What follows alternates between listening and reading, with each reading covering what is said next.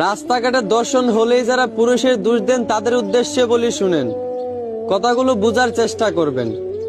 রাস্তার পাশে দোকানে ঝুলে থাকা এক একটা কলা মানুষ সম্মানের সাথে 10 থেকে 5 টাকা দিয়ে কিনে খায়। আর ওই কলাটা যদি চুলিয়ে দোকানে ঝুলিয়ে রাখা হয়, তাহলে মানুষ ওই কলাটা সম্মানের সাথে কিনবে দূরের কথা, বরংস কিছুক্ষণ পর ওই কলার দুর্গন্ধে মানুষ ফিরেও তাকাবে না, বরংস ওই ঝুলানো কলার উপর মাছিরা আক্রমণ করবে। তাও আবার ভালো মাছিরা না, টয়লেটে থাকা কালো কালো মাছিরা। ঠিক তেমনি একটা মেয়েও যদি রাস্তায় পর্দা করে চলাফেরা করে, তাহলে ওই রাস্তার প্রত্যেকটা পুরুষই কলার মতোই ওই পর্দাশীল নারীকে সম্মান করবে। আর একটা মেয়ে যদি রাস্তায় বেপর্দায় খোলামেলা চলাফেরা করে, তাহলে পুরুষ ওই বেপর্দা নারীকে সম্মান করবে দূরের কথা, ওই বেপর্দা নারীর দিকে পুরুষ ফিরেও তাকাবে না, বরং ওই বেপর্দা নারীর ওপর ঝুলানো কলার মতোই রাস্তার কিছু বকাটে পুরুষটা ওই বেপর্দা নারীর উপর আক্রমণ করবে।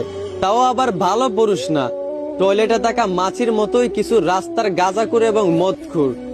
একটু খেয়াল করলেই দেখতে পারবেন, আজ পর্যন্ত যতগুলা দর্শন হয়েছে সবই রাস্তার বেপর্দা ইস্পাত মেয়েরাই হয়েছে, পর্দাশীল মেয়েরা কিন্তু হয় নাই। এই জন্যই আমার বোনদেরকে